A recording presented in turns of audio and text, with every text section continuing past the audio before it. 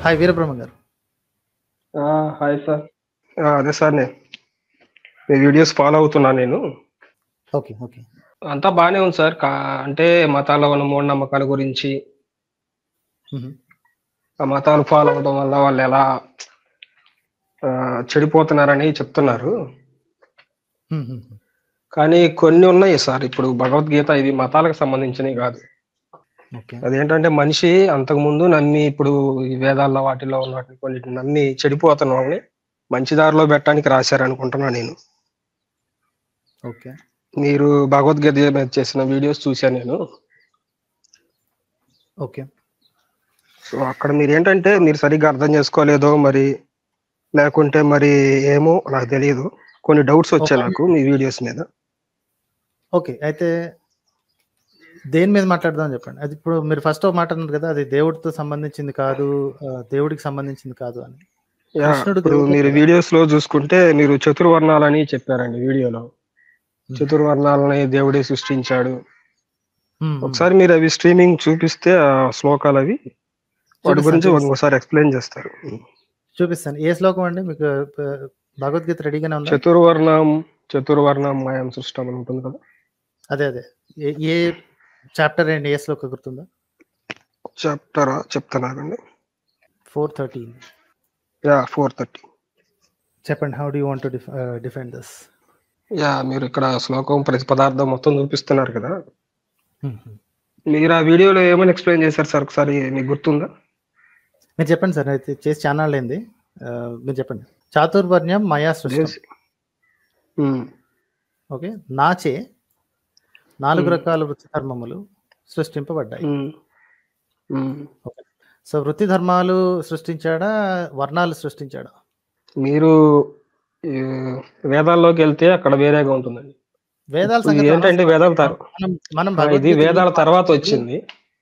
So కాబట్టి జనాలు Bhagavad Gita confuse అవుతున్నారు. ఏంటంటే సార్ జనాల సంగతి వదిలేయండి రాహుల్ వేదాల్లో గారు.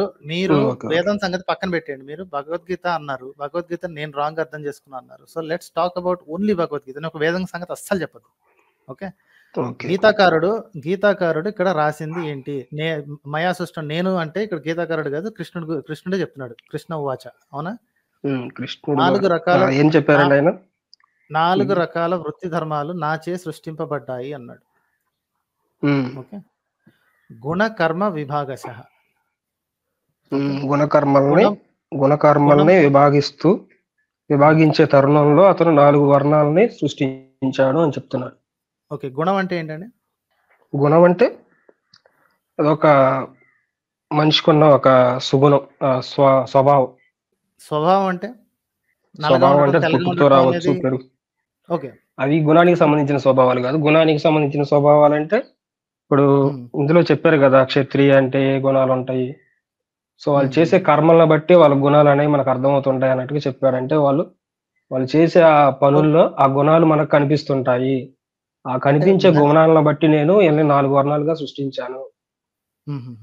ఓకే. సో కాబట్టి అంటే క్లాసిఫికేషన్ సృష్టించాడా లేదా మనుషుల్ని అలా సృష్టించాడా? నా దృష్టిలో క్లాసిఫికేషన్ సృష్టించాడు అనుకుంటాను. అంటే ఉన్న గుణాలను సృష్టించింది అతను కాదు. సో మనుషులు ఆల్రెడీ వాళ్ళ పనులు చేస్తున్నారు. ఆ పనులను చూసి కృష్ణుడు 4 క్లాసిఫికేషన్ సిస్టమ్స్ ని సృష్టించాలంటున్నాడు అంతేనా? అవునండి. ఓకే. సో మనుషుల్ని క్రియేట్ చేయలేదు. సో ఇక్కడ పరమాత్మ కాదు కృష్ణుడు. ఓన్లీ క్లాసిఫికేషన్ సిస్టమ్ ఆల్రెడీ మనుషులు వాళ్ళ పనులు క్రియేట్ చేసింది కూడా అతనే. మనుషులు క్రియేట్ చేసింది వాళ్ళ పనులు వాళ్ళు చేస్తున్నారు. వాళ్ళ పనులు వాళ్ళు చేస్తున్నారు అంటే ఇవన్నీ స్కిల్ థింగ్స్ కదండి. క్షత్రియులు అంటే ఊరక ఎవడో కత్తి పట్టుకుని ఊపుతా ఉంటే కుదరదు కదా. సో వాడికి ఒక ట్రైనింగ్ ఉంది.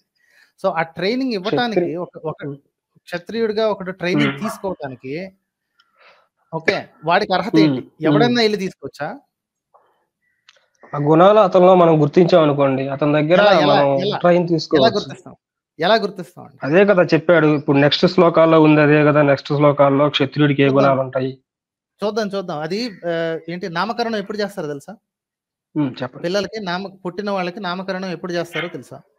పిల్లలకి పేరు పెట్టడం అయితే లెక్క ప్రకారం అయితే వాళ్ళ గుణాలని వాటిని చూసి ఆ గుణాలను బట్టి పేరు పెట్టాలి. కానీ చిన్నపిల్లలప్పుడే పేరు పెట్టాలి, అప్పటి వరకు పిలుచుకోవటం వాళ్ళకి వల్ల కాదు కాబట్టి వాళ్ళు ఏదో ఉమ్, వాళ్ళ నమ్మకాల ప్రకారం వాళ్ళ తాత పేరనో, వాళ్ళ నాన్న పేరనో, దేవుడి పేరనో ఇలా పెట్టుకుంటూ వస్తున్నారు. నామకరణం అంటే అసలు లెక్క ప్రకారం అంటే ఏంటి? అతని స్వభావం లేదా గుణం ఆ పేరుని చూడంగానే దాని గురించి మనకు అర్థమైపోయేటట్టుగా ఉండాలి. అది ఇది వస్తువుకైనా, అంటే మనిషికైనా. 11వ రోజుకి 15వ రోజుకి అంటే టోటల్ 30 రోజులు అవ్వక ముందే పిల్లలకి పేర్లు పెట్టేస్తారు, అవునా? అదే కదండి చెప్తుంది. అది లెక్క ప్రకారం అలా పెట్టలేము. అంటే ఇప్పుడు ఉమ్. మనిషికి అతని గుణగణాలన్నీ తెలవాలంటే 18 ఏళ్ళు, 20 ఏళ్ళు దాటాలి. అప్పటి వరకు పేరు పెట్టకపోతే బాగోదు కదా! సో సో, అందుకని క్షత్రియుడు అని పెట్టుకుంటున్నారు. మనుషులకి వదిలేసి. ఒకడు క్షత్రియుడు అని హ్మ్. కనిపెట్టాలి అంటే ఎన్నాళ్ళ తర్వాత వాడికి తెలుస్తుంది? ఏ గుణగణాలు చూసి ఆడికి క్షత్రియుడు అని కనిపెడతారు? అది పెరిగిన తర్వాతే అర్థమవుతుంది. చిన్న పిల్లలప్పుడు ఎవరికేం అర్థం కాదు. పెరిగిన కొన్ని సార్ గుణాలు పెరిగిన తర్వాత అంటే ఏ కొన్ని గుణాలు సంవత్సరం? ఒక కొన్ని సంవత్సరం వయసుల్లో చెప్పండి. కొన్ని వయసు ఇప్పుడు కొన్ని గుణాలు కొన్ని వయసుల్లో ఆగపడుతుంటాయండి. మంచితనం ఇప్పుడు చిన్న ఉమ్. పిల్లల్లోనే మంచితనం ఇప్పుడు పెరిగే వయసులోనే నేను వాళ్ళకి అడిగిన ఊహ దానికి తెలిసే చెప్పండి సార్. వయసులోనే కొంతమంది అడిగిన దానికి చెప్పండి సార్. ఏందేందో చెప్తా. చెప్తారు. క్షత్రియుడు అని ఒకడిని కనిపెట్టాలి అంటే, ఆ క్షత్రియుడు అని కనిపెట్టాలంటే వాడు ఏ టైంకి ఏ వయసులో వచ్చిన తర్వాత వాడు క్షత్రియుడు అన్న ఐడియా వస్తుంది. అప్పుడు వాడికి వీడికి క్షాత్రం నేర్పించాలరా, వీడిని క్షత్రియుడు అని పిలవాలరా అని ఏ వయసు వచ్చిన తర్వాత వస్తుంది? ఏదైనా పిల్లల పసితత్వం అంటే వాళ్ళు మైనారిటీ తీరిపోవాలండి. వాళ్ళ 18 ఏళ్ళు. గురించి మనం పూర్తిగా తెలుసుకుంటాం. పోనీ 12 ఏళ్ళు. మైనారిటీ అంటే మనం ఇప్పుడు 18 ఏళ్ళు అని పెట్టుకున్నాం. ఒక 12 సరే ఏళ్ళ మీ మీ మనిషిని నంబర్ పెట్టుకుని చెప్పండి. సగటున మైనారిటీ అని పెట్టారు. అంతేగాని ప్రతి మీ గ్రంథాల ప్రకారం మైనారిటీ అంటే ఏంటో చెప్పండి. నా నంబరా? ఏ సంవత్సరం ఏ సంవత్సరం వయసు వచ్చిన తర్వాత? మైనారిటీ అనేది ఇప్పుడు మనం సగటున పెట్టుకున్నాం. ఇప్పుడు ఒక్కో మనిషికి ఒక్కొక్క వాళ్ళు తెలుగుతారు. కొంతమంది లేట్ నెట్వర్క్ గుర్తుంటారు. సరిగ్గా లేదు. కొంచెం కాకపోతే దగ్గరికి ఏంటంటే వెళ్ళండి. ప్రతి ఒక్కరికి ఒక ఫిగర్ ఉండాలి బ్రహ్మం గారు బ్రహ్మం గారు వైఫై దగ్గరికి వెళ్ళండి. కొంచెం దూరం యాహ్! వెళ్ళిపోయారు. యాహ్! ప్రతి మనిషి మాది కొంచెం రూరల్ ఏరియాని. పర్లేదు పర్లేదు. ఒక చోట కదలకుండా ప్రతి కూర్చోండి. ఒక్కరు ఇప్పుడు 18 ఏళ్ళే. హ్మ్. యాహ్! 18 సంగతి వదిలేయండి మాస్టర్ బ్రహ్మం ఇప్పుడు గారు. 18 సంగతి వదిలేసేయండి. నేను మోడర్న్ చెప్తున్నానండి. సంగతి ఇప్పుడు అడగట్లేదు. అది ఏదైనా ఒకడు ఒక ఫిగర్ అనేది పెట్టామంటే జనాలందరిలో ఏదో కొంచెం అందులో యావరేజ్ అనేది సో మీకు చూసుకొని తెలీదు. పెడతాం. సో, సో కొంతమంది మీకు ముందే తెలీదు. అవ్వచ్చు, కొంతమంది లేట్‌గా. గాలిలో చేతులు ఊపుతున్నారు. నాకు అది అర్థమైంది కానీ మీకు ఎవరికీ తెలియట్లేదు. తెలీదు. ఎవరు చెప్పలేరు. అది ఎవరు కానీ చెప్పలేరు. కానీ మరి ఎలా క్రియేట్ చేయాలి? ఒకడు క్షత్రియుడు, ఒకడు వైశ్యుడు అని ఎలా క్రియేట్ చేయాలి? ఎలా చెప్పాలి వాడిని? గుణాలు అన్నారు. ఆ! అదేంటి వృత్తి అది ధర్మాలు ఇక్కడ మీరు అన్నారు. చిన్నపిల్లలప్పుడే వాళ్ళని ఈ గుణాలను బట్టి వేరు చేయండి అని అతనేం చెప్పలేదుగా కృష్ణుడు. పుట్టగానే ఇతడు హ్మ్. ఈ క్షత్రియుడని, పుట్టగానే ఇతడు హ్మ్. అక్కడ ఏమన్నా ఏ శ్లోకం ఏమన్నా ఉందా మీకిక్కడ భగవద్గీతలో? ఓకే. నేను మిమ్మల్ని అడుగుతున్నాను. ఏ వయసుకొచ్చిన తర్వాత అందుకే కదా నేను అడిగేది. నాకు తెలియకే కదా అడిగేది మిమ్మల్ని. ఏ వయసుకొచ్చిన తర్వాత వయసు వీడు క్షత్రియుడు, పర్టిక్యులర్ వీడు వయసు అనేది వైశ్యుడు. ఏం లేదండి. ఎదిగేటప్పుడు ఇప్పుడు కొన్ని గుణాలు నేర్చుకోవడానికి కొంత టైం పడుతుంది. కొన్ని సరే. గుణాలు తొందరగా వస్తాయి. సరే సో, మీకో ఇక్కడ క్వెషన్ వయసు అడుగుతాను. అంటే మనం మీకో క్వెషన్ పుట్టగానే అడుగుతాను చెప్పండి. ఎవరిని క్షత్రియుడని చెప్పలేం. చెప్పండి. సరే. ఒక 30 ఏళ్ల తర్వాత ఒకడు వీడు క్షత్రియుడు లేదా వీడు వైశ్యుడు, వీడు శూద్రుడు అని డిసైడ్ చేసాం. ఓకేనా? చేయొచ్చు. చేసే చేసే పనులు బట్టి. ఓకే. ఒక శూద్రుడి హ్మ్. ఇంట్లో బ్రాహ్మణుడు పుట్టడం హ్మ్. ఎప్పుడైనా చూసారా? మనం చూడలేదేమో పుట్టుండొచ్చు. కాపోతే మనమేంటంటే ఇప్పుడు ఈ ముసుగేసుకొని హ్మ్. ఒక కులంలో ఇప్పుడు ఈ కులాలను ముసుగు పెట్టుకొని ఏంటి క్షత్రియుడింట్లో క్షత్రియులే పుడతారు. బ్రాహ్మణునింట్లో బ్రాహ్మణులే పుడతారు. బ్రాహ్మణుడు కడుపున పుట్టాడు కాబట్టి అతను బ్రాహ్మణుడని మనం హ్మ్. కల్పించుకొని వీటన్నిటిని ఫాలో అవుతున్నాం గానీ భగవద్గీతలో సో, అలా ఇప్పుడు చెప్పలేదు. సో, భగవద్గీత ఇప్పుడు భగవద్గీత ఫాలో అయ్యేవాళ్ళందరూ ఎదవలే అంతేనా? ఎదవలే. ఇప్పుడు ఎదవలే. నేను ఓకే. చెప్తుంది అదే. మీ మీ మీరు మీ ఇంట్లో వీడియోస్ ఎప్పుడన్నా వీటి గురించి చేయండండి. ఇప్పుడు మీ ఇంట్లో ఎవరైనా వీటిని బ్రాహ్మణులు సరిగ్గా ఫాలో మీ ఇంట్లో బ్రాహ్మణులు పుట్టారా? మా ఇంట్లో బ్రాహ్మణులా? నేను బ్రాహ్మణే అనుకుంటున్నా. ఓకే. మీరు బ్రాహ్మణులే అనుకుంటున్నారా? మీ హ్మ్. మీ మీ వంశం మొత్తం మీద ఎవడైనా వైశ్యుడున్నాడా? ఉన్నారు. ఉన్నారా? వైశ్యులు మా ఉన్నారు. అమ్మ వై మా అమ్మకే వైశ్య గుణమే ఉంది. వైశ్య గుణం. ఓకే. వెరీ వ్యాపారం గుడ్. గాని, వెరీ గుడ్. అలాంటి వ్యవసాయం గాని ఓకే. అలాంటి గుణాలున్నాయి. ఆమె వైశ్యే అని చెప్పుకుంటాం. శూద్ర గుణం ఎవరికైనా ఉందా? నాకు తెలిసి లేదండి. మేబీ శూద్ర ఒకవేళ గుణాలు మా లేవు. పూర్వీకులు ఎవరికైనా ఉంటే ఉండొచ్చు. మా తాత ఆహ్, క్షత్రియులు ఎవరైనా ఉన్నారా మా మీ తాతనే వంశంలో? చెప్తుంటారు. మా తాత, మా నాన్నమ్మ కొంచెం అంటే నేనెవరిని చూడలేదు. నేనేదో మా తరాల్లో ముగ్గురు, నలుగురిని చూసాను గదా! హ్మ్. వంశంలో ఉంటే హ్మ్. ఉండొచ్చు. సో, ప్రతి ఒక్క క్షత్రియులున్నారా? వంశంలో ప్రతి వంశంలో ఒక్కరు ఎవరైనా పుట్టాలని లేదు. క్షత్రియుల్లో ఉన్నారా? హ్మ్. ఉంటే క్షత్రియులున్నారా ఎవరైనా? ఉండొచ్చు సార్. వాళ్ళ గుణాలను బట్టి వాళ్ళు క్షత్రియులు అనొచ్చు. ఓకే. ఉంటే ఇప్పుడు ఉండొచ్చు. Very good. నేను బ్రాహ్మణుడని వెరీ గుడ్. చెప్పుకుంటే మీరు బ్రాహ్మణుడంటే నాకు ఏమనుకుంటున్నారు? నాకర్థమవుతుంది గానీ ఇంకో క్వెషన్ అడుగుతాను. మీరు ఇదేంటి మీకు హ్మ్. పెళ్లయిందండి? అయిందండి. ఏ కులంలో తీసుకున్నారండి? కులం అండి? తెలగ. హ్మ్. ఏ ఏ కులంలో పెళ్లి చేసుకున్నారో అని అడుగుతున్నాను. తెలగ కులం. కాపు. కాపు కులంలో పెళ్లి కాపు చేసుకున్నారు. కులం. అసలు కాపు కులంలో. మీరు బ్రాహ్మణులు కానీ కాపు కులం నుంచి పెళ్లి చేసుకున్నారా? బ్రాహ్మణులు అంటే మీరు కులం అనుకుంటున్నారండి. నేను చెప్పేది గుణం గురించి. ఓహో! గుణం గురించా? ఓకే. మీరు బ్రాహ్మణులు అని చెప్పి ఇంకొకళ్ళు ఎవరన్నా ఒప్పుకుంటారా? మీకు మీరు అనుకుంటున్నారా? కొంతమంది అంటారు. కొంతమంది ఇంకో రకంగా అంటారు. అది వాళ్ళు చూసిన దాని స్వభావాన్ని బట్టి. ఇప్పుడు నేను ఒకళ్ళకి మంచోడుగా కనిపించొచ్చు. ఒకళ్ళకి చెడ్డోడులా కనిపించొచ్చు. నిజాయితీ రహితులు ఇలాగే ఉంటారండి. మీరు ఫోన్‌లో ఇక్కడ చెప్తున్నారు గానీ, మీరు బయటికెళ్ళి నేను బ్రాహ్మణుడిని అంటే తాట తీసి ఎండబెడతారు. అదే కదండీ నేను చెప్తుంది. సమాజాన్ని సో, సమాజం ఇప్పుడు ఒక కోణంలో ఉంది. బ్రహ్మంగారు దేశం మొత్తం మీద మీరొక్కళ్ళే ఆదర్శవంతమైన కుటుంబం. మిగతా జనాలందరూ నేను నా గురించి చెప్పడం లేదండి. ఇక్కడ భగవద్గీతలో చెప్పిన దాన్ని నాకు అనుకరించుకొని ఇప్పుడు సమాజంలో అనుకరిస్తే లెక్క ప్రకారం అయితే ఇలా ఉండాలి. బ్రాహ్మణత్వం ఇవన్నీ బ్రాహ్మణ కడుపును పుట్టాడు కాబట్టి బ్రాహ్మణుడు, క్షత్రియ కడుపును పుట్టాడు కాబట్టి క్షత్రియుడు. మాస్టర్ నాకెందుకు చెబుతున్నారు ఇవన్నీ? ఫాలో అయ్యాల్సిందే. మీరు ఈ వీడియో చెప్పినప్పుడు, మీరు ఈ వీడియో పెట్టినప్పుడు దీంట్లో అలాగే చెప్పారండి. ఇక్కడ చూడండి, స్వతహాగా గుణంతో పుట్టడంతో వస్తుందని చెప్పాడు శ్రీకృష్ణుడు. సంస్కృతం వచ్చి సావదు, మీకు వచ్చి సావదు కాబట్టి ఇప్పుడు గుణములు అన్నారండి. గుణములు తర్వాత ఇప్పుడు అంటే పుట్టినప్పుడు వర్ణం లేకుండా 16 ఏళ్లకో 17 ఏళ్లకో ఒక వాడికి ఒక వర్ణం అసైన్ చేస్తారా? చేయాలి అంతే లెక్క ప్రకారం. ఇప్పుడు గుణాలు పుట్టుకతోనే రావచ్చు కానీ మనం వాటిని కనిపెట్టలేము. ఏ లెక్క ప్రకారం? ఏదో లెక్క ప్రకారం చేయాలి అన్నారు కదా, ఒక క్షత్రియుని చేయాలి అంటే ఏ లెక్క ప్రకారం? ఇప్పుడు ప్రజాస్వామ్యంలో ఏ రకంగా మనం చేస్తున్నాం? ఇప్పుడు మనం ఓటేసి నిర్ణయించుకుంటున్నాం క్షత్రియుడు కావాలంటే. ఇప్పుడు ప్రతి ఒక్క దానికి ఒక పద్ధతి ఉంటుంది. సో మనం సొసైటీలో దానికి కొన్ని రూల్స్ పెట్టుకోవాలి. ఏ లెక్క ప్రకారం అంటే వాడిని చూస్తే నాకు వాడు క్షత్రియుడు కనిపిస్తున్నాడు అని వాడికి సింహాసనం ఇచ్చి అధిష్ఠించమని చెప్పలేంగా. దానికి అందరి అభిప్రాయం కావాలి. ఇప్పుడు కొన్నిటికి ఉంది. ఇప్పుడు గుడిలో పురోహితుడిని పెట్టాలి. అతనికి బ్రాహ్మణ స్వభావాలు ఉన్నాయా లేవో చూడాలి. అంతేగాని బ్రాహ్మణ కడుపును పుట్టాడు కదా, వాళ్ళ పూర్వీకుల నుంచి బ్రాహ్మణత్వంలో ఉన్నారు అందుకని పెట్టకూడదు. బ్రాహ్మణ స్వభావం అంటే బ్రాహ్మణత్వం ఆ శ్లోకంలో చెప్పారు. నెక్స్ట్ శ్లోకంలోనే ఉంటుంది చూడండి. నెక్స్ట్ శ్లోకం చూద్దాం. ఓకే, అదే పని చేద్దాం. నెక్స్ట్ శ్లోకంలో దాని తర్వాత శ్లోకం కర్మలు కర్మకులు ఈ సత్యమును తెలియగోరి పొందిన వారు కూడా. నెక్స్ట్ కర్మ అంటే ఏమిటి, అకర్మ అంటే ఏమిటి? వివేకవంతులు దీన్ని ఓకే. కర్మ, వికర్మ, అకర్మ. ఎవరైతే నంబర్ చెప్తారా? తిరుగుతా ఉన్నా అటు ఇటుని. బ్రాహ్మణ ఇవన్నీ 18, 42, 43, 44. 18. ఓకే, 18వ చాప్టరా? 18 చాప్టర్. చాప్టర్ 18, 42, 43, 42. ఓకే, తెలుగులో చూద్దాం ఉండండి. బ్రాహ్మణులు, క్షత్రియులు, వైశ్యులు మరియు శూద్రులు వీరి యొక్క విధులు వారి వారి లక్షణములకు అనుగుణంగా వారి వారి గుణాలకు అనుగుణంగా కేటాయించబడింది. బ్రాకెట్ లో పుట్టుక పరంగా కాదు రాసుకోవాల్సి వచ్చింది. ఓకే ఓకే, అది రాయకపోయినా మనకు అర్థమవుతుంది. అదే మీకు చాలా క్లియర్ గా అర్థమవుతుంది. చూద్దాం, అదే చూద్దాం. శమము, దమము, తపస్సు, స్వచ్ఛత, సహనము, చిత్తశుద్ధి, జ్ఞానము, విజ్ఞానము, ఇహలోక పరలోకము, విశ్వాసము. ఇవి బ్రాహ్మణుల సహజ సిద్ధ స్వభావ కర్మ లక్షణములు. సహజ సిద్ధ స్వభావ అంటే ఏంటండి? సహజ సిద్ధ స్వభావం అంటే అది పుట్టుకతో పుట్టొచ్చు, లేదా వాళ్ళ పెంపకంలో రావచ్చు. అది సహజ సిద్ధంగా వాళ్ళకి వచ్చింది. అది ఎక్కడి నుంచో నేర్చుకొని, అంటే వాళ్ళకున్న గుణం, సహజ సిద్ధంగా వాళ్ళకు ఉండవలసిన గుణం అని. బ్రాహ్మణుల్లో ఎవరు మర్డర్లు చేయలేదా? మర్డర్లు చేసినోడు బ్రాహ్మణుడు కాదంటారా? మీరే బ్రాహ్మణ గురించి చెప్తున్నారండి? అంటే కులం గురించి చెప్తున్నారా, ఇందులో వర్ణం గురించి చెప్తున్నారా?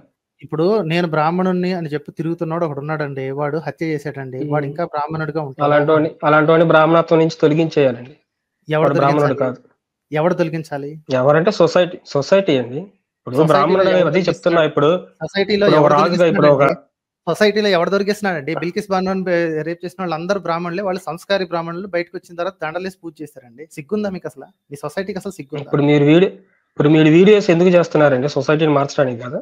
ఎస్, మార్చడానికే చేస్తాను. ఆ మార్చడానికి మీరు చెప్పండి మారుతుంది సొసైటీ. ఇప్పుడు మీరు అందరినీ హేతువాదంలోకి దించండి అంటే ఎవరు మారుతున్నారండి? ఇప్పుడు హేతువాదంలోకి ఎవరెవరు వస్తున్నారు? ఎంతమంది రాముడు, యేసుప్రభుని కొట్టుకోవడానికి అలాగే చిన్నగా మారుతారు. నేను డిమాండ్ చేసేది నీతి నిజాయితీ కావాలి అని మాత్రమేనండి. మీ దగ్గర నీతి నిజాయితీ నాకు కనపట్లేదు. ఎందుకనండి? ఎందుకంటే పబ్లిక్ లో పుస్తకం నిండా అన్ని రకాల ఏరియాల్లో పుట్టుకతో పాప యోనహ అని రాసింది ఒక చోట. పాపయోనహ అంటే పుట్టుకతో పాపయోనహ అని ఎక్కడుంది? పాపయోనహ అంటే అదేదో శ్లోకంలో నేను చూసాను, ఈ వీడియో చూశాను. అక్కడ ఏంటి పాపయోనహ అనేదాన్ని ఏదో ఏమంటారు, అదేదో తెలుగులోకి అనువాదం చేసేటప్పుడు అలా చేశారు. నీచ జన్మ తెలుగులోకి అనువాదం చేశారు. హిందీలో కూడా అదే ఉంటుంది. హిందీలో కూడా అదే ఉంటుంది. మీకు ఏం తెలుసండి అసలు? అనువాదాలతో మనకి ఎందుకండి, మనకు ఒరిజినల్ కావాలి. అది ఎక్కడ, అది ఏ సందర్భంలో వాడారు, అది ఏ సందర్భంలో వాడారు, అది ఆ శ్లోకం ఏంటంటే బ్రహ్మంగారు మీకు సంస్కృతం రాదు కదా, మీకు రాదు కదా సంస్కృతం. రాదని మీరు అనుకుంటున్నారండి. చెప్పండి. అయితే ఒక పని చేయండి, అయితే నేను జూమ్ చేస్తాను. ఇప్పుడు అవసరం లేదండి, పరీక్ష అవసరం లేదు. ఇది చెప్పండి, దీని మీనింగ్ అంటే నాకు ఇప్పుడు ప్రతిపదార్థాలు ఉన్నాయి. బ్రహ్మంగారు నేను చెప్పింది నేను ఫ్లూయెంట్ ఏం కాదులేండి, నేను అంత ఫ్లూయెంట్ ఏం కాదులేండి, నేను అంత ఇదిగా ఏం కాదు. కొంచెం వస్తే చాలు కదండి. ఇప్పుడు ఇంగ్లీష్ భాష మాట్లాడడానికి ప్రతి ఒక్క వర్డ్ తెలిసి ఉండాలి, అంతగా ఎవరికి తెలియదు. మాట్లాడడానికి ఎంతో కొంత వస్తే చాలు, అర్థం చేసుకోవడానికి ఎంతో కొంత వస్తే చాలు. తెలియదు కదా అని చెప్పి మీరు ఏం చెప్తే అది నమ్మంటారా? నమ్మమాకండి. ఇప్పుడు అక్కడ ఉన్న దాంట్లో మీరు వివరించి చెప్పేదాన్ని కొంచెం అన్న దానికి సరిపోవాలి కండి. ఇప్పుడు మీ వీడియోస్ మీకు గుర్తులేమంటున్నారు, కానీ ఒకసారి మీ వీడియోస్ చూస్తే మీరు చెప్పింది ఎలాగుంటుందంటే, ప్రతి ఒక్కటి చూసారండి. కృష్ణ పరమాత్ముడు ఎలా చెప్పాడో, పుట్టుకతోటే వర్ణం వచ్చేసిందంట, పుట్టుకతోటే ఇలా క్షత్రియుడు అవుతాడంటే ఇలా శూద్రుడు అవుతాడంట అన్నట్టుగా ఎటకారంగా చెప్పారు మీరు వీడియో. మీకు కొంచెం ఎక్కడ పుట్టుకతో నీతి నిజాయితీ ఉండుంటే స్వభావజం అన్న దానికి మీనింగ్ చెప్పండి. స్వభావజం అంటే దానికి ఉన్న స్వభావాలు, పుట్టుకతో వచ్చిన స్వభావాలు అని అనుకోవచ్చు. పుట్టుకతో వచ్చిన స్వభావం అనుకోవడం ఏంటండి మీకు అసలు? పుట్టుకతో వచ్చిన స్వభావాలే. సో పుట్టుకతోనే క్షత్రియుడు అవుతాడు. అవును, పుట్టుకతోటే వచ్చిన స్వభావాలు. అవును, పుట్టుకతోటే వచ్చాయి. ఇప్పుడు క్షత్రియ స్వభావాలు పుట్టుకతోటే వచ్చాయి. అవి వచ్చాయని తెలిస్తే అతన్ని మనం, ఇప్పుడు అవి వచ్చాయని తెలియాలంటే క్షత్రుడి కడుపును పుట్టిండు కాబట్టి అవి వచ్చాయని తెలియదు కదా. ఆ గుణాలు మనం చూస్తే అతని దగ్గర ఉన్నాయో లేవో అర్థమవుతుంది. పుట్టుకతో వచ్చాయో రాలేదో మనకు ఎలా తెలుస్తుంది? నీతి నిజాయితీ అని ఉన్నాయా? ఇక్కడ గీతలో స్పష్టంగా రాసింది సహజ స్వభావం చే జనించిన అని రాసి ఉంటే మీరు పుట్టుకతో వచ్చాయా ఏంది ఏడుపేంటండి? నాకు అర్థం కాదు. చెప్పేదేనండి ఇప్పుడు సహజ సిద్ధ స్వభావంగా వచ్చాయంటున్నారు క్షత్రియ స్వభావాలు. సో మీరు ఈ లెక్క ప్రకారం క్షత్రియుడు అంటే ఎవరని చెప్తున్నారు? నేనే చెప్పడం ఏంటండి? బుద్ధి ఉందా లేదా మీకు? ఇందాక నుంచి ఇరిటేట్ చేస్తున్నారు మీరు. శౌర్యం, బలం, ధైర్యం, ఆయుధ విద్యల్లో నైపుణ్యం, అపలాయనం, పారిపోవటం అనేది సిగ్గుమాలిన చర్య. ఇది అసలు క్షత్రియ ధర్మమే కాదు. పారిపోవటం అనేది క్షత్రియ ధర్మమే కాదు. విశాల హృదయం కలిగి ఉండటం, నాయకత్వ లక్షణాలు, ఇవన్నీ పుట్టుకతో వస్తాయంట. ఎవడు కనిపెడతాడంటే పుట్టుకతో వచ్చాయని? ఇవన్నీ పుట్టుకతో వస్తాయని అక్కడ ఒకసారి చివరిది ఒకసారి సరిగ్గా చదవండి. కడుపుకి అన్నం సిగ్గన్నా ఉందా? అవన్నీ అవి వాళ్ళ కర్మ సహజ స్వభావాలు, కర్మ స్వభావం, వాళ్ళ కర్మ స్వభావం అది అని చెప్తున్నారు. అంతేగాని వాళ్ళ స్వభావం అని చెప్పడం. వాళ్ళ కర్మలు చేసేటప్పుడు ఆ స్వభావాన్ని కనబరుస్తారు. కర్మ స్వభావం అంటే మీ దృష్టిలో ఏంటి చెప్పండి? నన్ను అడిగితే కర్మ స్వభావం అంటే చెప్పండి, మీరు చెప్పండి, ఏంటో చెప్తాను. కర్మ స్వభావం అంటే మీరు చెప్పండి, మీ అర్థం. కర్మ స్వభావం ఏంటండి? సహజ కర్మ స్వభావజం, మొత్తం వర్డ్ చదివి కర్మ స్వభావజం అంటే పుట్టుకతో వచ్చిన అని అర్థం. పుట్టుకతో వచ్చిన మరి కర్మ అంటే పుట్టుకతో వచ్చిన కర్మలు, పుట్టుకతో వచ్చిన కర్మలు, అంతవరకు క్లారిటీ ఉంది కదా. మరి ఇంకా ఏడుస్తారు ఎందుకు? ఇక్కడ తర్వాత వచ్చి ఉండొచ్చు అయ్యా, ఇప్పుడు పుట్టుకతోటే తర్వాత వచ్చి ఉండొచ్చండి. ఎందుకు సోది కబుర్లు ఏంటి? నేను చెప్పేది మీకు పూర్తిగా అర్థం కావట్లేదండి. గీత ప్రకారం పుట్టుకతో వచ్చిందే క్షాత్రము. అవును, పుట్టుకతోనే వచ్చింది క్షాత్రం. కర్మ ఇప్పుడు పుట్టుకతో వచ్చిందని వాళ్ళు ఎలా గుర్తుపట్టాలి? ఇప్పుడు క్షత్రియుడికి పుట్టుకతోటి ఇప్పుడు పిల్లవాడు పుట్టాడు. నెక్స్ట్ వైశ్య కర్మ స్వభావజం, పుట్టుకతో వచ్చిన వైశ్య కర్మ. ఇవన్నీ చెప్పారండి, వైశ్యుడి కర్మలే ఎలా స్వభావం ఉంటుంది. మరి ఏడుస్తారండి తర్వాత వచ్చి నేను ఏడుస్తారు ఎందుకండి? ఇదంతా డైరెక్ట్ గా పుట్టుక. అదే సార్ ఇక్కడ ఎలా ఉంది? సరే, పుట్టుకతో వచ్చింది, ఇప్పుడు వాళ్ళకి స్వభావం అనేది పుట్టుకతోటే వచ్చింది. సో కులాలు పుట్టుకతో. ఇప్పుడు మీరు ఎలా గుర్తుపడతారు? ఇప్పుడు ఒక పిల్లవాడు పుట్టాడు, ఆ పిల్లవాడు క్షత్రియుడు అని చెప్పి మీరు పుట్టగానే ఎలా నిర్ధారిస్తున్నారు? భగవద్గీత ఆధారంగా. ఆ మాట గీత రాసిన ఎదవని వెళ్ళి అడగండి. పుట్టుకతో వాడు క్షాత్రుడు అని నీకు ఎలా తెలిసింది? కర్మ కర్మ అని ఏడిచేస్తున్నావు కదా! ఆడు పుట్టిన 10 ఏళ్ల 10 రోజుల పిల్లోడు ఆడి కాళ్ళు చేతులు ఆడటం కూడా చిన్నగా చేతకి చావదు. ఎల్లకిలా పడుకుని ఉంటాడు. వాడిని నువ్వు క్షత్రియుడని ఎలా చేస్తున్నావు అని గీత రాసినోడిని అడగాలి. నా దగ్గరకు వచ్చి ఆయన అప్పుడే అరుస్తారేంటి? అతను గీత క్షత్రియుడు. గీత కనపడతాడు. ఆయన రాసింది భగవద్గీతలో ఎందుకు అంటే చెప్పేదేనండి. చెప్పండి. శ్రీకృష్ణుడు ఎప్పుడు పుట్టగానే వాడిని గుర్తుపెట్టుకోండి, పుట్టగానే ఈ పిల్లోడు క్షత్రియుని చేయండి, పుట్టగానే బ్రాహ్మణుని చేయండి అని అక్కడే చెప్పలేదు. అర్థమైందా? దిక్కుమాలిన వాళ్ళకు పుట్టుకతో మీ వచ్చిన మీ నీతి మీరు నీతి ఎలా నిజాయితీ ఇలా మాట్లాడడం వల్ల రాహిత్యాన్ని మీరు నీతి మీరు నిజా మూసుకోండి సార్. మీరు నేను మీరు చెప్పేది మూసుకోండి పూర్తిగా ఇంటి ప్లీజ్. అర్థమవుతుంది. ఇప్పుడు కొన్ని పక్షులు ఉంటాయండి. ఇప్పుడు కొన్ని సార్ మిమ్మల్ని మ్యూట్ చేశానండి. మీరు నోరు మూసేయండి ప్లీజ్. దయచేసి అరవమాకండి. ఓకే, ఎవరికి వినపట్లేదు. నీతి నిజాయితీ దగ్గర క్వశ్చన్ వచ్చినప్పుడు I have to mute people. నేను మళ్ళీ మీకు టైం ఇస్తాను, మీరు మళ్ళీ మాట్లాడండి. ఓకే, లొడ వాగుతున్నారు అంతే. సో కాబట్టి మీరు ప్లీజ్ హాల్ట్. డెఫినెట్లీ మీకు మళ్ళీ ఓపెన్ చేస్తాను, మళ్ళీ మాట్లాడుదురు కానీ. స్పష్టంగా స్వభావజం పోనీ ఈ క్యాండిడేట్ ఏదో తప్పు రాశాడు. ఇది యాక్చువల్లీ ఇది స్వామి ముకుందానంద రాసింది. ఇతన్ని మీరు తప్పు పట్టేది అంత స్థాయి మీకు లేదు, అంత అర్హత మీకు లేదు. ఓకే, క్షాత్రం అనేది కర్మ స్వభావజం అని రాశాడు. ఓకే, వైశ్య కర్మ స్వభావజం ఇవన్నీ అంట. కృషి గౌరక్ష వాణిజ్యం ఇవన్నీ అంట. ఓకే, పరిచర కార్యక్రమాలు మాత్రమే శూద్రులకి స్వభావజం అంట. పుట్టుకతో వచ్చే స్వభావం ఇది. ఓకే, ఇక్కడ ఇంత స్పష్టంగా రాస్తే కృష్ణుడు ఇంకా అట్ట చెప్పలేదండి, పుట్టుకతో రాలేదు. ఎందుకు ఈ సొల్లువాగుడు బాగుతారు ఎందుకండి? సిగ్గన్నా ఉండక్కర్లా. ఇప్పుడు డైరెక్ట్గా సాంస్క్రిట్నే చదవమంటున్నాను కదా. మిమ్మల్ని ఓపెన్ చేస్తాను, ప్లీజ్ టాక్ అండి. నేను పుట్టుకతోటే వచ్చాయని మీకు చెప్తున్నా, నేను ఒప్పుకుంటున్నా, మీతో ఏకీభవిస్తున్నా. కానీ పుట్టుకతో వచ్చాయి కదా అని అప్పుడే అతని క్షత్రియుడిగా పుట్టడంతో అతని క్షత్రియుడిగాను, పుట్టడంతో అతను బ్రాహ్మణుడిగా చెప్పమని ఎక్కడా చెప్పలేదు కదా. అదేంటి ఇప్పుడు క్షత్రియ ధర్మమైనా మీ సొంత డైలాగులు నాకెందుకు చెప్పలేదు కదా అని మీరు వీడియోలో సొంత డైలాగులే చెప్పారు కదా. ఇప్పుడు పుట్టుకతో ఇప్పుడు కొన్ని నేను ఒక ఎగ్జాంపుల్ చెప్తా చూడండి. ఇప్పుడు కోళ్ళు ఉన్నాయి. కోళ్ళు పుట్టడంతో ఆడగా మగ పుడతాయి కదా. కానీ అవి మనం కొంత వయసు వచ్చిన తర్వాత కానీ అది పెట్టా పుంజ అనేది తెలుసుకోలేదు. నాకు తెలిసిన ఎగ్జాంపుల్ మీకు చాలా తెలిసి ఉండొచ్చులే. సో అంటే ఇప్పుడు పుంజ అనేది కోళ్ల సంగతి దగ్గర దాకా తీసుకొచ్చారు. మనుషుల సంగతికి వచ్చేటప్పుడు పుట్టగానే తెలిసిపోద్ది ఆడమగానే. అప్పుడు కూడా తెలీదా? ఇక్కడ ఆడమగా తెలియదు. ఇక్కడ ఈ గుణాలు అనేవి తెలియదు.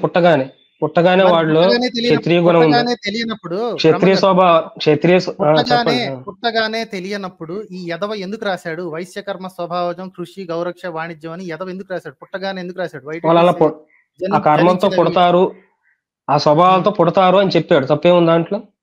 అదే అంటే ఆ కులంతోనే పుడతాడు వాడు. పుట్టిన తర్వాత కులం అని మీరు అంటగడుతున్నారు. దానికి కులాన్ని తీసుకొచ్చి మీరు అంటగడుతున్నారు. మీరు కాసేపు మూస్తే ఇంకోటి చెప్తా. ఎందుకంటే నీ స్వభావం ద్వారా నీకు వచ్చిన కర్మలు తప్ప ఇంకొక కర్మలు చేయటానికి వీలు లేదు, నిషిద్ధం అని చెప్పి ఇంకో చోట రాశాడు. గుర్తుందా మీకు? అవును, మరి స్వభావాలు వచ్చే కర్మలే చేయాలి, అంతకుమించి చేయలేం కదా. సో పుట్టుకతో వచ్చాయి అన్నాడు, పుట్టుకతో వచ్చినాయి తప్ప ఇంకోటి చేయకూడదు అన్నాడు, అంతేనా? పుట్టుకతో వచ్చినాయి చేయాలి. మరి పుట్టుకతో వచ్చినాయంటే మీరు అనుకునేది ఏంటి? పుట్టుకతో వచ్చినాయంటే బ్రాహ్మణ కడుపును పుట్టాడు కాబట్టి పుట్టుకతోటి వాడికి బ్రాహ్మణత్వం వచ్చింది, క్షత్రియుడు కడుపును పుట్టుకతోటి వాడికి క్షత్రియ. ఇంత నీచపు మెంటాలిటీ ఎలా ఉంటదండి? వీడు మీరు కన్విన్స్ చేయండి సార్, మీరు కన్విన్స్ చేయండి, అంతేగాని మీరు ఎంత నీచంగా ఎలా ఉంటారు ఇలాంటి మాటలు అవసరం లేదు. మీకు కన్విన్స్ కావట్లేదు కదా. ఎందుకంటే ఇక్కడ ఒక లైన్ లో స్పష్టంగా కృషి గౌరక్ష వాణిజ్యం ఈ మూడు వైశ్యుడు పుట్టుకతో తీసుకొచ్చే కర్మలు అని రాశాడు. ఇంకో శ్లోకంలో స్పష్టంగా నువ్వు నీ స్వభావంతో వచ్చిన కర్మలు తప్ప ఇంకోటి చేయటానికి వీల్లేదు. ఎంత నికృష్టుడు అయినా, ఎంత చెత్తగా చేసినా సరే నీ స్వభావజంతో వచ్చిన నీ స్వభావం ద్వారా నీకు వచ్చిన కర్మలే తప్ప ఇంకొకటి చేయటానికి వీల్లేదు అని ఇంకో చోట రాశాడు. సో పుట్టుకతో ఒకటి వస్తుంది, నీకు ఒకటి అంటగడతారు. ఓకే, పుట్టుకతో మరి ఎలా కనిపెట్టాడు ఏంటో పుట్టుకతోటే అంటగట్టమని చెప్పలేదండి. మీరు అదే తప్పు చేస్తున్నారు. పుట్టుకతోటే అంటగట్టమని చెప్పడం లేదు, పుట్టుకతో వస్తుంది ఆ స్వభావం. ఓకే, ఈ లైన్ చెప్పండి, ఈ లైన్ మీనింగ్ చెప్పండి మీరు. ఏ లైన్ అండి? కృషి గౌరక్ష వాణిజ్యం వైశ్య కర్మ స్వభావజం. అక్కడ ఉంది కదా ప్రతి పదార్థం. కృషి అంటే ఏంది? కష్టపడగలిగే స్వభావం, పాల ఉత్పత్తి. అలా నాకు రాదండి. ఇందాక వచ్చిన నకరాలు చేశారు. ఇదే నీతి నిజాయితీ లేకపోవడం. సరే చెప్పండి, నెక్స్ట్ చెప్పండి. మీరు అంటుంటే మీకు రాదు కదా, మీరు ఎలా చెప్పగలిగారని అడుగుతున్నాను. అదే చెప్పండి. వ్యవసాయం, పాల ఉత్పత్తి, వర్తక వ్యాపారం, వైశ్యుల యొక్క కృషి అంటే వ్యవసాయం అండి. కృషి అంటే వ్యవసాయం అండి. కర్షకులు అంటే అదేనండి. అక్కడ రాస్తే తెలియకపోతే కాస్త నోరు మూసుకుంటే మంచిది. వ్యవసాయం, పాడి కృషి పంటలు అంటే మరియు కష్టపడ్డం వార్తలు, అనుకుంటున్నాను, వాణిజ్యాలు నాకు తెలిసింది.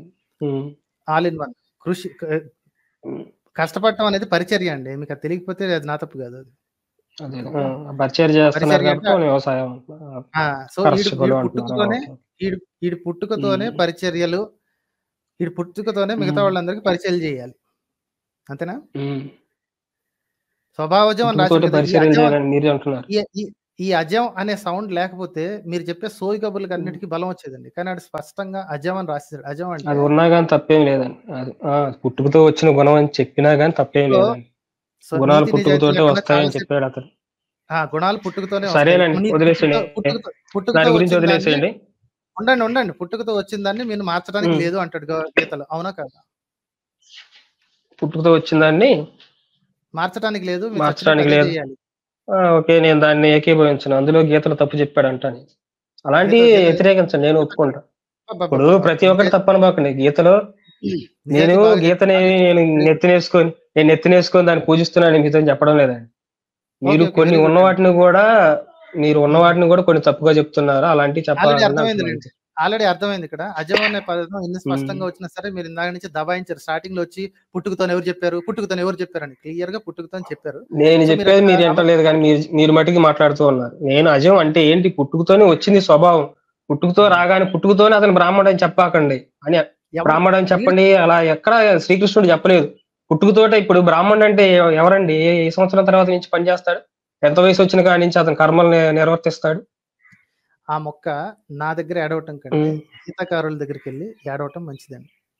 ఏం తెలుసు అని చెప్పి స్వభావజం అన్న మాట ఎందుకు కూడా, బ్రహ్మకర్మ స్వభావజం, బ్రాహ్మణుడి పుట్టుకతో వచ్చినవి అని చెప్పి ఏం చూసి ఆడికి ఏళ్ళు పట్టుకోవడమే రాదు పుట్టిన పిల్లోడికి, ఆడికి నువ్వు బ్రాహ్మణుడిని ఎలా చెప్పావు అని చెప్పి గీతాకారుని అడగాలి. నా దగ్గర ఈ శ్లోకాలు రాయడానికి ఆంతర్యం ఏంటంటే, ఈ భగవద్గీత రాకముందు అందరూ వేదాలను ఫాలో అయ్యారు.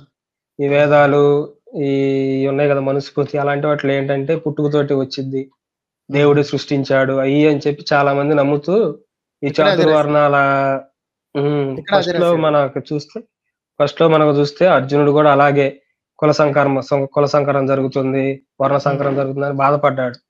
ఈ కులాలు మతాలు మీరు అనుకున్నట్టు వేదాల్లో ఉన్నటిని ఫాలో అవ్వబాకండి. వేదాలు అనేవి ఇలా తప్పు చెప్పాయి, లెక్క ప్రకారం అయితే ఇది, వర్ణం అంటే ఇది అని ఇక్కడ అతను వాటి డెఫినేషన్ మార్చి చెప్పాడు. ఇంకోసారి చెప్పండి సార్. వేదాలు తప్పు చెప్పాయి అని చెప్పి గీతాకారుడు అన్నాడు. వేదాల్లో తప్పు ఉందని, కాకపోతే వాళ్ళకు నొప్పి కలగకుండా శృతిమెత్తగా అంటే ఏంటి, ఆ ఉన్న పదాలకి అర్థాలు మారుస్తూ ఇక్కడ కొత్త అర్థాలు తీసుకొచ్చి అయ్యే ఫాలో అవ్వండి, కాకపోతే అక్కడ ఇది కాదు ఫాలో అవ్వాల్సింది, ఈ పద్ధతి ఫాలో అవ్వాలన్నట్టుగా వాటిని చేంజ్ చేసుకుంటూ వచ్చాడు. సో ప్రక్షిప్తం చేశాడు అనమాట. అర్థాలను మార్చుకుంటూ ప్రక్షిప్తం చేసుకుంటూ వచ్చాడు. అంతే. ప్రక్షిప్తం చేస్తాడంటే మళ్ళీ వాటిలోకి వెళ్ళి మార్చలేదు, కొత్తగా గ్రంథం రాశాడు. అది శ్రీకృష్ణుడు అవ్వచ్చు, ఒక మనిషి రాజు శ్రీకృష్ణుడి పేరు చెప్పొచ్చు. వెరీ గుడ్ అండి. థ్యాంక్స్ అండి, చాలా మంచి విషయం చెప్పారు. ఇవన్నీ ఇంకా ఉన్నాయండి. ఇంకా అన్ని దేవతలు అనే దాని గురించి కూడా ఒక పని చేద్దాం. అన్ని దేవత అంటే ఏంటంటే మీ వీడియోలు చూసి చాలా మంది కన్ఫ్యూజ్ అవుతున్నారు అనమాట. ఏం కన్ఫ్యూజ్ అవ్వట్లేదండి. మీరు చెప్పేది, మీ కన్ఫ్యూజన్ జనాలు అర్థం చేసుకున్నారు బాగానే. ఒక పని చేయండి, ఇది అయింది కాబట్టి, ఒక కాన్వర్సేషన్ అయింది కాబట్టి, మీ పరిస్థితి ఏంటో, మీ పద్ధతి ఏంటో, మీ ఆలోచన సరళి ఏంటో చాలా మంది తెలుసుకుంటారు కూడా ఇక్కడ నుంచి చూడబోయేవాళ్ళు. ఒక పని చేద్దాం, ఈ రోజుకి ఇది ఇక్కడ ఆపి నెక్స్ట్ వీక్ మళ్ళీ తప్పకుండా మీరు రండి, ఇంకో టాపిక్ గురించి మాట్లాడదాం. ఓకేనా? నాకు ఇంత టైం లేదండి, ఇప్పటికే చాలా సేపు వెయిట్ చేశాను. నాకు వాదించి నీకేదో మార్చాలని నాకేం రాదు, దాని గురించి జస్ట్ ఏదో మాట్లాడాలనిపించింది, మాట్లాడాను. నో ప్రాబ్లం, మళ్ళీ వద్దురు కానీ నెక్స్ట్ వీక్ కాకపోతే ఆ పై వారం మొత్తం అంతా ద్వారం తెరిచి ఉండును. ఎప్పుడు టైం దొరికితే అప్పుడు ద్వారం తెరిచి. సరేనండి, వీలైతే వస్తాను, తప్పే ఉంది. రైట్ సార్, థ్యాంక్స్ అండి. Okay sir, thank you. అదండి.